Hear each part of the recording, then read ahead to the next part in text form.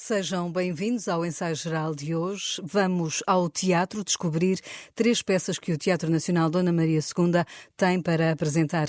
Nesta parceria entre a Renascença e o Dona Maria, recebemos hoje no estúdio da rádio 3 convidados que o Ensaio Geral bem conhece. Fernando Giestas, da Companhia Amarelo Silvestre, Sara Barros Leitão, da Cassandra, que está à distância, no Porto, e Miguel Fragata, da Companhia Formiga Atómica. Os 3 vêm falar de espetáculos cujos títulos, se juntarmos, mostram como o teatro pensa o país e o tempo presente.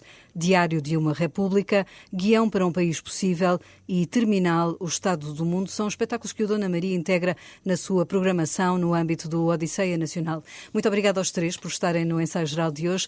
Começo à distância pela Sara Barros Leitão. Guião para um País Possível é uma peça que já estreou, tem feito de resto apresentações pelo país. Vão a 19 de maio a Lolé, depois Matosinhos, Leiria, Covilhã, Outubro Alcanena e Miranda do Corvo. Sara, este é um espetáculo que leva o espectador para o que se passa na Assembleia da República.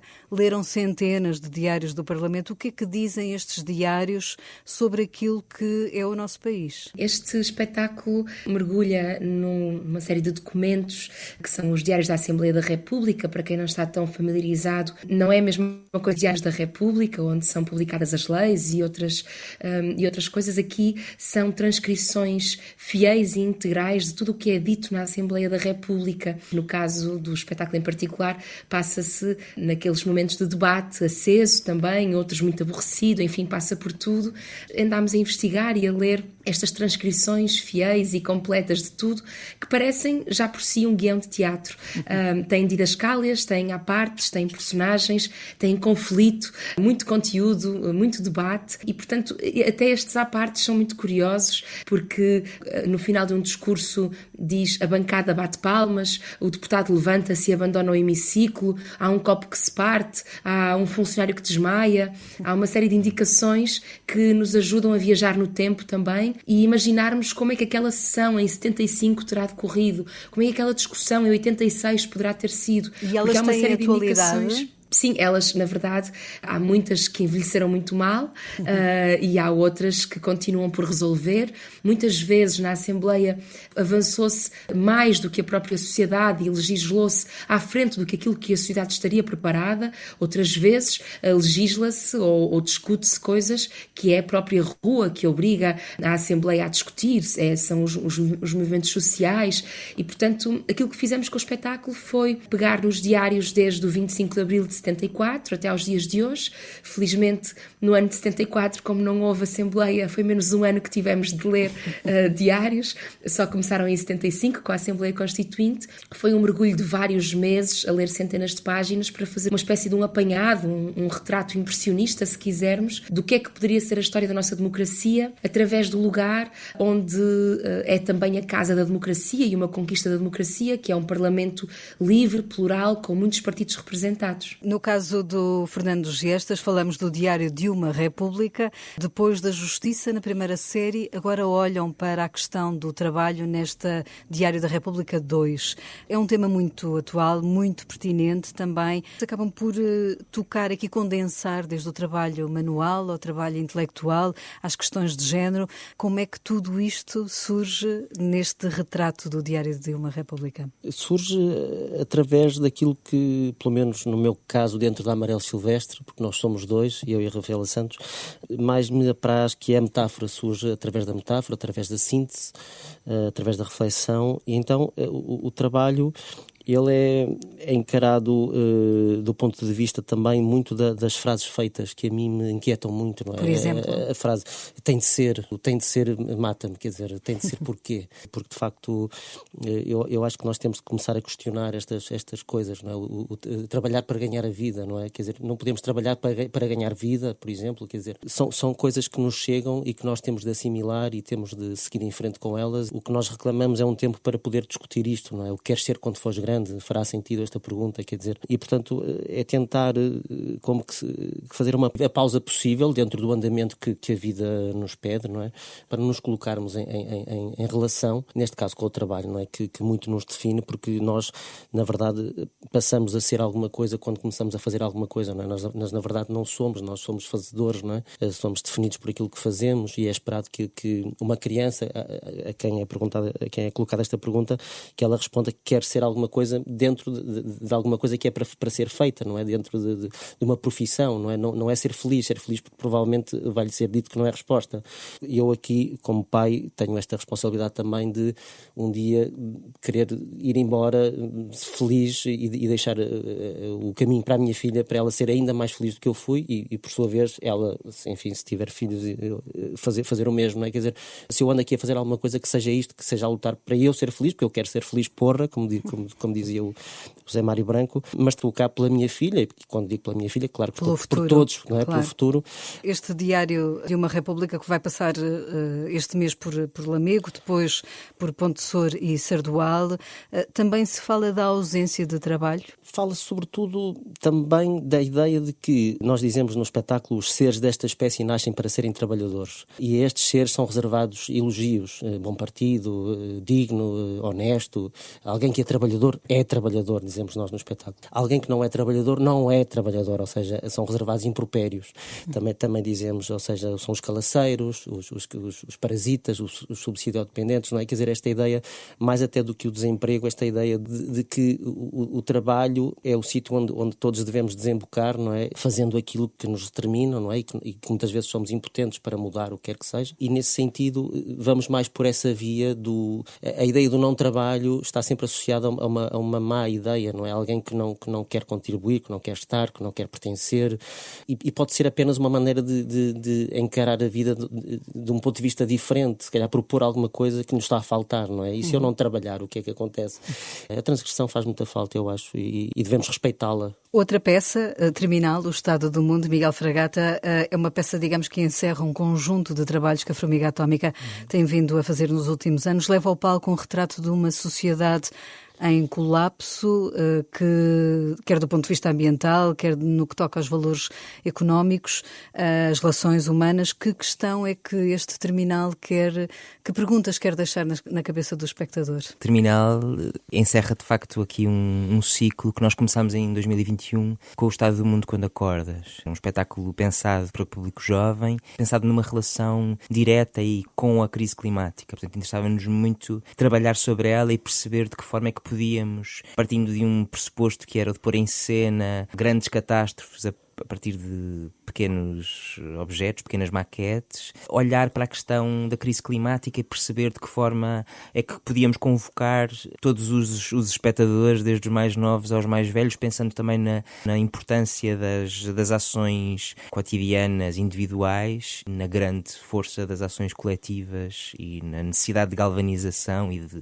envolvimento político. Para este segundo espetáculo, para o Terminal, O Estado do Mundo, era para nós claro que estaríamos a trabalhar para um público adulto e que queríamos fazer uma abordagem que fosse muito mais existencialista, muito simbólica, metafórica e que desse o salto para lá da crise climática. E nessa medida foi muito importante passar o ano de 23 a fazer um trabalho de pesquisa pelo território português e em alguns lugares de França também, onde tínhamos parceiros, co-produtores, no sentido de perceber, e era esse mesmo o desafio, de que forma é que as pessoas na sua vida olham para a crise climática. E que perguntas é que nascem a partir daí? É muito interessante porque uma das propostas que fazíamos, Improváveis de Costas Voltadas, que resultam agora num documentário que apresentamos juntamente com o espetáculo, tinham como princípio colocar duas pessoas que nunca se encontrariam para uma conversa a falar. Estão separadas por um biombo, não se veem, senão no final da conversa, não sabem muito bem quem é que está do outro lado, mas parte-se do pressuposto de que são pessoas que têm grandes diferenças de opinião em relação a vários assuntos. E é muito interessante ver agora o que sai deste objeto, que é a confirmação de que estarmos presencialmente a discutir e a discordar muitas vezes de muitos assuntos altera tudo. E altera no sentido de dar um sentido àquilo que àquilo que discutimos, à argumentação, a um princípio também de entendimento que, de uma forma virtual ou não presencial, dificilmente se atinge.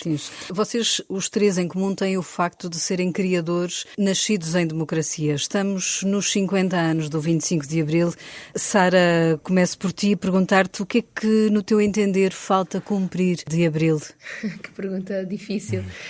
Difícil sobretudo porque, quando colocada assim, pode parecer que tudo o que foi conquistado até então poderá ser esquecido, reduzido, não se dar a devida importância, e na verdade acho que houve conquistas completamente fundamentais, mais do que tudo aquilo que falta cumprir, que é de facto muito. Há uma série de outras coisas que estão ameaçadas e que poderão voltar atrás rapidamente. Aproveito para tocar neste tema com essa questão. Acho que o movimento feminista não se conseguiu cumprir ao mesmo tempo que se cumpriu Abril, e há uma série de direitos das mulheres e reivindicações feministas que ficaram aquém, inclusivamente do resto do mundo e da Europa, do mundo, sim, já estava mais à frente noutras discussões, e as mulheres portuguesas, para poderem cumprir aquilo que prometia, puseram as suas reivindicações em segundo plano para que se pudesse construir uma série de outras coisas. Vão sendo construídas todos os dias, a cada dia, mas, por exemplo, com a situação recente do país, temos visto, por exemplo, um espectro de uma nova discussão sobre a interrupção voluntária da gravidez, algo que está totalmente resolvido na sociedade portuguesa e que se percebe que poderá voltar a qualquer momento. E, por exemplo, isso é uma das coisas que me assusta, e há bocado ouvi ao Fernando nas questões do trabalho. Os direitos laborais são talvez assim o grande amor da minha vida, e devemos a Abril tudo aquilo que conquistamos, devemos sobretudo à rua, porque Abril é também a rua e são as pessoas que o fizeram, não naquele dia, mas nos anos seguintes, todos os dias, e que o fazem ainda hoje, os movimentos coletivos, os sindicatos, e por isso acho que os direitos laborais, tenho muita curiosidade em ver o espetáculo do Fernando também e do Miguel, mas estão muito ameaçados. Portanto, mais do que cumprir o que ainda não foi cumprido, é também não deixarmos que se volte atrás em várias coisas que conquistámos. Fernando Gestas, nasceste 4 anos depois da Revolução. Além de dramaturgo e jornalista, tens estes alertas de que a Sara fala? Claramente, subscrevo o que a Sara diz, e enquanto jornalista, para sempre, que autodefino-me assim, ou seja, deixei de exercer em 2006, mas reclamo-me esse título. Esse bichinho. Honorífico. Estava a pensar na pergunta e naquilo que o Miguel disse, né, que é muito bonita esta ideia de, para já, subscrever claramente este sentido mais literal daquilo que a Sara disse. Claramente identifico-me com tudo. A questão feminista, por exemplo, eu reclamo-me feminista, não é? E esta ideia de eu poder dizer que me reclamo feminista, eu tenho voz para dizer isso e batalhar por isso, não é? Porque às vezes somos pares, mas estamos, ou seja, às vezes estamos em lutas entre pares, não é? Não faz muito sentido para mim, mas enfim, eu acho que é uma discussão que nos levaria se calhar longe demais para o âmbito deste programa, mas o Miguel disse uma coisa muito importante, que é esta ideia de estarmos presentes, não é? Estar presente altera tudo, e eu acho que falta estarmos presentes, falta essa ideia de, porque nós fizemos isso no Diário da República. Ele teve um braço que foi a Assembleia que fizemos no ano passado na Odisseia Nacional, e onde estivemos presentes, onde pessoas estiveram presentes a falar sobre si próprias e os seus territórios através das fotografias que nós fomos mostrando, e falta isso, falta estarmos presentes para encontrarmos o que falta cumprir, digamos assim, ou seja, as coisas estão aí, sairmos nós sabemos quais rua. são as temáticas, sim, sairmos mais à rua e falarmos mais uns com os outros, dialogarmos, batalharmos. Há muita informação no ar, há demasiado, na minha opinião, claro, pronto, que são uma espécie de ermita, não têm redes sociais, há muito barulho e há pouca conversa, não é? As pessoas precisam de contraditórios, não é? E precisam de contraditórios que também as apaziguem de alguma forma, não é? Porque o contraditório com pedras na mão, eu percebo que elas venham num primeiro instante, mas é preciso também apaziguarmos-nos nestas coisas dos contraditórios. Pensar diferente não é um problema. Eu gosto de pessoas normalmente diferentes de mim, porque isso me faz crescer, isso faz-me evoluir, porque faz-me pôr em causa, não é? E eu gosto é de me pôr em causa e pôr em causa aos outros. Eu diria isto, falta estarmos mais presentes. Miguel Fragata, a mesma questão. O que é que falta à tua geração nestes 50 anos da democracia? Preocupa-me bastante precisamente o facto de nos estarmos a afastar cada vez mais. Em breve, a próxima geração correr o risco de já não conhecer ninguém que tenha vivido a luta pelo 25 de Abril. Essa dimensão da memória eu acho que é mesmo muito fundamental na forma como precisamos de continuar a olhar para todas estas questões basilares, de as manter absolutamente vivas. Como o Fernando dizia, esta dimensão do encontro, do diálogo, acho absolutamente fundamental. Estamos a enfrentar, de facto, tempos e ameaças que são absolutamente não novas, mas vividas com grande novidade. Não é? A crise climática é uma delas. Que armas, que preparação é que nós temos enquanto sociedade para lidar com isto, para compreender a complexidade, para fazer frente, para nos ligarmos, para não nos deixarmos, enfim, não deixarmos que a nossa visão das coisas fique completamente toldada por detalhes, por pormenores. E nisso eu acho que, de facto, também vivemos esse tempo, que é um tempo de excesso de informação, de muitos desvios. Tenho a sensação às vezes que as coisas têm que ser ressignificadas, precisamos de voltar a encontrar o sentido das coisas mais essencial, não é? E nesse sentido o teatro é um palco também sim, para dúvida. Trazer esse pensamento. O teatro é a antítese da tecnologia, não é? Não tem nada de tecnológico. E é o local do encontro, não é? É o local do encontro, sim. E às vezes parece que perdemos essa memória. Essa memória, sim. E nesse sentido, o Terminal também é uma reflexão sobre isso, de certa forma, sobre o lugar do teatro perante as crises, não é? Perante as dificuldades. Claro que é um lugar, é um espaço de ação reduzidíssimo. O teatro não vai mudar nada, o teatro não vai salvar o mundo em momento nenhum enfim, de dificuldade nenhuma. Mas pode ajudar-nos a olhar para as questões, pode ajudar-nos a lançar-nos muitas questões, a deixar-nos muito inquietos e a relembrar de que há esta possibilidade do encontro. E justamente esse despertar que o teatro provoca, Sara Barros Leitão, a peça Guião para um País Possível, começou a ser apresentada, ainda não tinham decorrido as eleições legislativas, depois da mudança do quadro político no Parlamento, do equilíbrio de forças de que há pouco também falavas.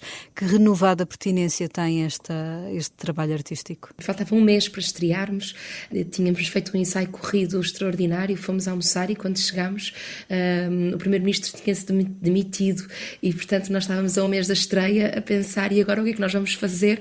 Vamos acrescentar mais cenas ao espetáculo, já tínhamos o espetáculo fechado e acabámos por decidir que é impossível competirmos com tudo o que vai acontecendo e com a informação toda, e olhar para trás nesta proposta dos 50 anos de democracia também nos permite reequacionar um bocadinho a importância das coisas. Aquilo que hoje acontece parece-nos demasiado importante e imediato e daqui a uma semana já nem nos lembramos e, portanto, daqui a 10 anos ou daqui a 50 as coisas ganham outra dimensão e isso o espetáculo tem-me ajudado a também a relativizar certas questões, até porque elas se vão repetindo, já aconteceram mais vezes e a democracia vai ficando cada vez mais sólida e vai conseguindo ultrapassá-las e eu acredito nisso.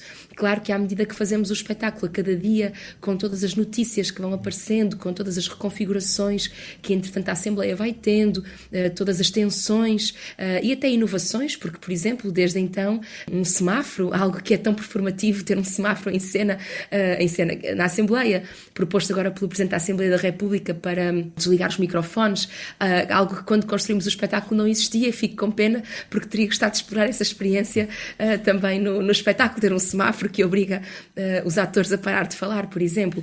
Quando se vê o espetáculo também percebemos que há discursos que são ditos lá, que mesmo que já tenham sido ditos há 20 anos, continuam a ser atualizados em nós com coisas que ainda faltam fazer. Há outras leituras que se podem fazer dos discursos passados. O nosso semáforo também vai acelerando aqui em direção ao fim. O Terminal conta com a música dos Clã, cúmplice já da Formiga Atómica, a Manuela Azevedo e o Hélder Gonçalves. É uma peça que vão apresentar também em Avignon. Sim. Tiveram este desafio do Tiago Rodrigues. É um texto muito poético. Vão traduzi-lo para francês. Como é que ele será levado à cena? Sim, ele será apresentado na versão portuguesa, com legendagem em francês e em inglês, o que nos coloca bastantes questões. Estamos agora a trabalhar sobre isso, porque de facto o texto é não só poético, como joga com muito simbolismo, muitas metáforas, muita ironia. Portanto, há aqui também um jogo de ressignificar alguns termos, alguns conceitos que temos de de encontrar, e será toda uma outra experiência, com certeza, fazê-lo legendado. Mas também para um público que é bastante exigente em termos de teatro, não é? Isso é desafiante. Sim, sem dúvida. Vamos fazê-lo no âmbito da programação do Cloître des Célestins, que é um dos espaços mais emblemáticos do festival, um claustro com 2 enormes árvores, 2 plátanos centenários, que de repente também ganham fazem toda parte do cenário. Sim, é toda uma dimensão no próprio cenário. Há qualquer coisa também neste espetáculo que toca no ponto da relação com o teatro, e o Festival d'Avignon tem essa magia. É de facto a festa do teatro. Isso é muito, muito bonito de se ver, a forma como gerações após gerações, e falando também nesta dimensão do tempo, não é? Se mobilizam para ver teatro. Parece que durante 2 semanas o mundo de facto pode-se mudar através do teatro. E Fernando Gestas, o que é que o Teatro Nacional Dona Maria II mudou na vida da Amarelo Silvestre? Reclamamos muito a ideia de Canas de Senhorim faz parte do mundo, não é? Ou seja,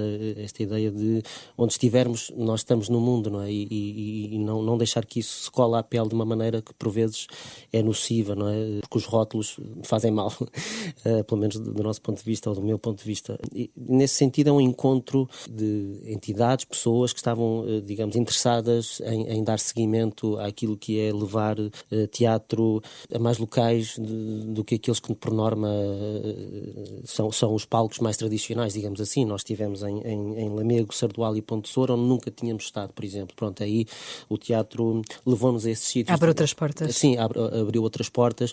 Esta dificuldade que a rede de cineteatros, ou seja, o bom que ela representa, aparentemente, mas depois a fragilidade toda que ela tem, e são muitas mesmo, mas a verdade é que temos aqui um país disponível e temos pessoas disponíveis, e agora falta chegar às pessoas. As pessoas estão pouco ligadas, sentimos muito isso, e nós somos uma companhia independente, não temos nomes propriamente como os clãs. Enfim, estou a brincar com o Miguel, mas ou seja, não é fácil ligar as pessoas às coisas, não é? E quando os teatros e os territórios estão poucos ligados às pessoas, o poder político, por exemplo, está pouco interessado nas pessoas, em escutar as pessoas. Isso aflige-me muito, quer dizer, como é que é possível decidir alguma coisa sem ouvir, escutar as pessoas e o próprio território, não é? Isso não sei como é que se vive assim. Mas isso é um ensinamento que eu trago também para a Amarelo Silvestre, porque eu acho que nós estamos a léguas de ouvir as pessoas como deve ser. Portanto, é um trabalho contínuo, diário. Exercício. É um exercício e tirar os obstáculos todos do caminho para que elas possam, de facto, vir ao teatro, ver o mundo. Eu gosto muito desta definição do Jean-Pierre Sarrazac, vou ao teatro ver o mundo, e é muito, muito bonito isso. Ou seja, esta ideia de nós irmos ao teatro, ao Ponte Soura, Sardual e Lamego, seja lá onde for, e de repente estamos a ver o mundo, não é? Isso é um privilégio muito bonito, da qual eu tenho o prazer de fazer parte. No ensaio geral, escutamos agora Guilherme de Oliveira Martins, o nosso colaborador do Centro Nacional de Cultura, com as suas questões para os nossos convidados. Para Fernando Gestas, gostaria de focar a questão de Diário de uma República 2 e de me centrar no tema que teatro se fará a partir do que se vê. Teatro e fotografia constituem um desafio para o mundo atual, seguindo a tradição de retratar a vida tal como é. Gil Vicente fê-lo na sua obra tão rica, e hoje temos de saber inovar o suficiente para compreender a realidade próxima, e nesta circunstância está o trabalho. Em que medida a representação a partir da fotografia da vida pode nos levar a compreender melhor a dignidade do trabalho humano? Não dar respostas, mas dar perguntas. Eis o que o teatro nos pode trazer de maior atenção e cuidado e de recusa da indiferença. Miguel Fragata, em que medida a crise ambiental e climática pode permitir uma reflexão efetiva e séria sobre o país e o mundo que desejamos construir? Não se trata de repetir o que ouvimos sem consequência, mas de conhecer a realidade que nos cerca nas dimensões geopolítica, económica, sociológica, demográfica. Permitiremos entender melhor a complexidade através da linguagem teatral e da própria literatura?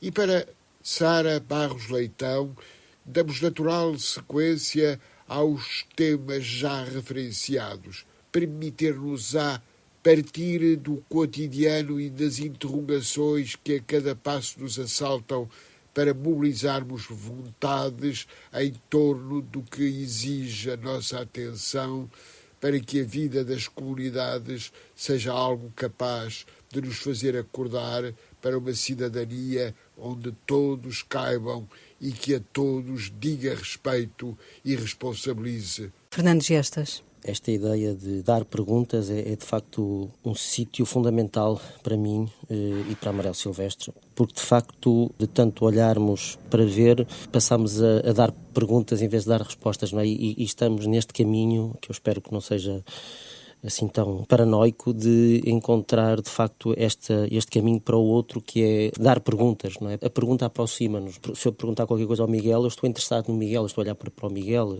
A Sara não está aqui, mas se estivesse também estaria interessado na Sara, naquilo que ela é, naquilo que ela precisa, naquilo que ela tem, enfim, daquilo que podemos ser em conjunto, não é? A pergunta faz-nos aproximar e, por outro lado, também a pergunta faz-nos também afastar-nos para ver melhor, não é? E interessa-me muito, cada vez mais, afastar as respostas da frente dos olhos. Também falávamos disso em alguns, tirar as respostas da frente dos olhos, porque de facto as respostas, elas têm condicionado muito o nosso pensamento.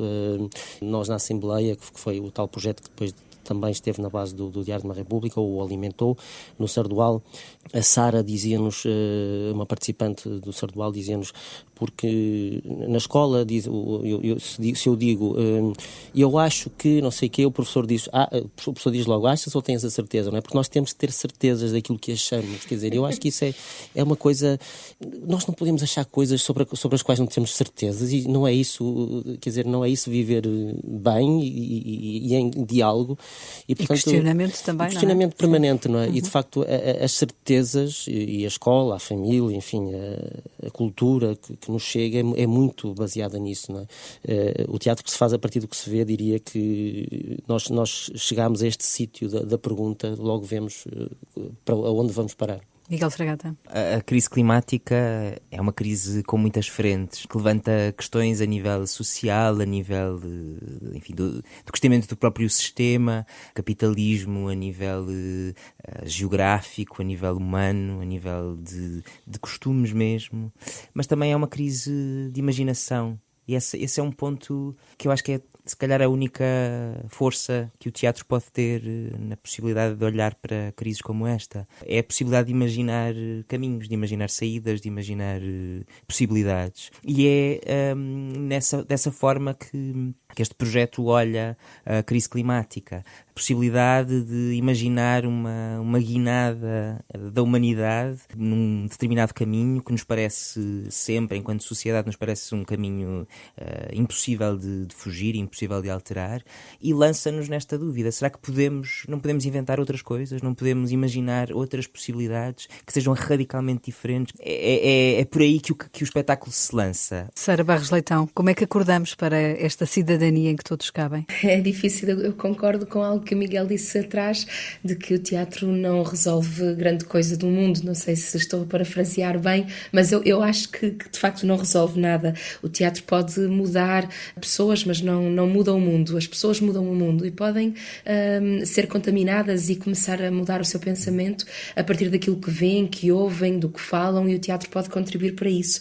Aliás, num universo utilitarista em que tudo tem de servir para alguma coisa, parece-nos que o teatro não serve mesmo para nada e, portanto, não tem esse valor que damos a um martelo ou a uma chave de fendas, em que sabemos para que é que serve.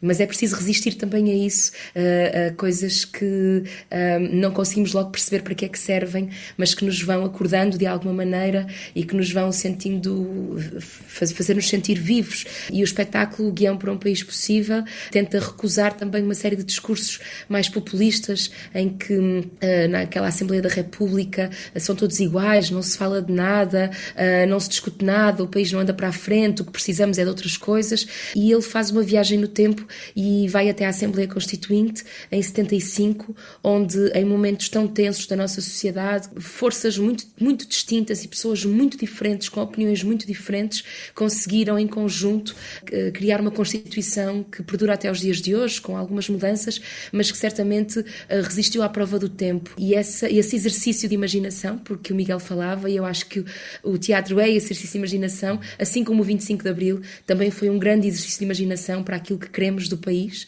e o espetáculo recupera essa possibilidade de imaginarmos o país que queremos no futuro, porque está nas nossas mãos. Obrigada, Sara Barros Leitão, Fernando Gestas, Miguel Fragata, terem estado no ensaio geral, que teve assistência técnica de Carlos Schmidt. Para a semana deixamos um convite, vamos estar em Ovar, dia 16, numa emissão ao vivo, às 9h30 da noite, no Museu Júlio Diniz, no âmbito dos 15 anos do programa. Entrevistamos a escritora Patrícia Reis. Esperamos por si, tenha uma boa noite e um bom fim de semana.